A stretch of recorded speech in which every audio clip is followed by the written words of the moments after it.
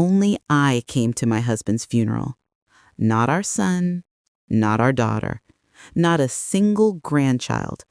Just me, standing by George's coffin while the cold wind whipped through the chapel courtyard, as if even the weather couldn't bear to stay. The funeral director looked nervous, glancing between the empty seats and me. "Would you like us to wait a few more minutes, Mrs. Holloway?" I shook my head. "No, start." George hated delays. He was a man of order. Pills at 6, news at 7, slippers side by side before bed. A man of habit, a man of dignity. And now, a man laid to rest alone. I sat in the front row. The other chairs stayed empty. The pastor's voice drifted through the room, soft, mechanical, rehearsed.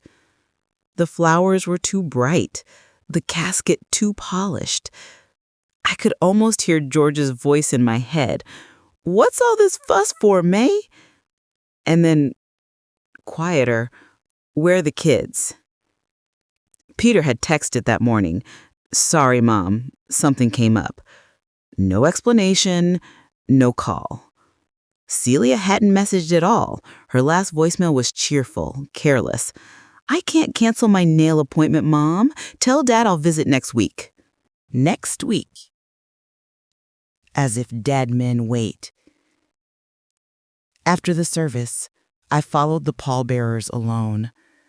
The earth was hard, the wind colder. When the prayers ended, I didn't cry.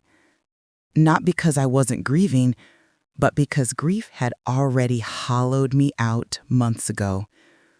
What was left was silence, heavy, final. The plaque read, "George Holloway, beloved husband, father, forgotten." Back home, the quiet roared. His slippers sat neatly by the chair. The remote still faced the TV. I opened a bottle of wine, a good one, and poured a glass. Out of habit, I looked at my phone. Celia had posted a picture. "Brunch with the girls, living our best lives." Peter, too, a smiling selfie at the 9th hole. "Deals made, perfect weather." I stared until the screen blurred. Then I turned it off and stared at our wedding photo on the wall. Tomorrow, I thought, I'll call the lawyer.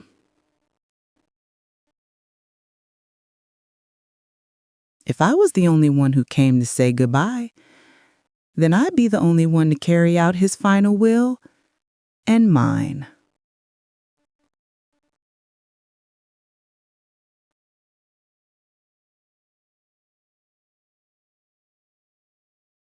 Thomas, our lawyer, looked startled when I walked in early the next morning. "May," he said, "you want to revise your will?" "Yes," I replied. "Remove Peter and Celia entirely." He hesitated. "Are you sure?"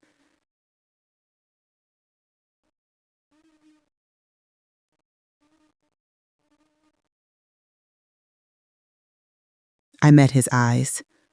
I buried my husband alone. He nodded slowly. Understood.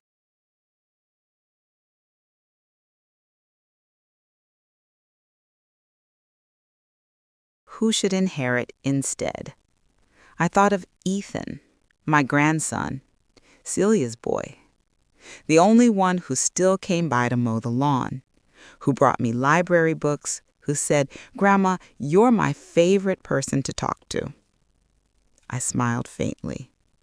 Set up a trust for Ethan. He gets everything. protected from his parents. We spent an hour signing papers. Clause by clause, I felt lighter.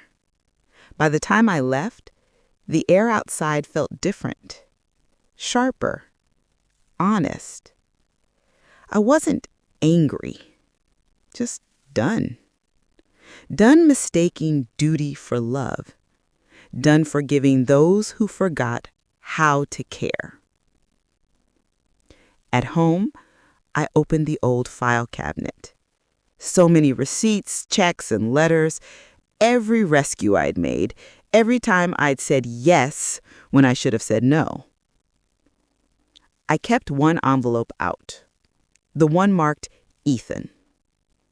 Inside, a note in childish handwriting. Grandma May, thank you for teaching me to make pancakes. I think you make the best ones in the world. I smiled.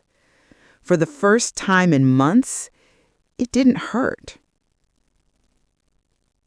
The next morning, I went to the garden. The roses George planted were wilted, their stems bent.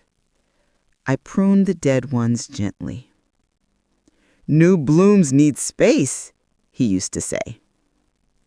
So I gave them some. And for the first time since the funeral, I felt something move inside me. Not grief, not anger, something quieter. Peace.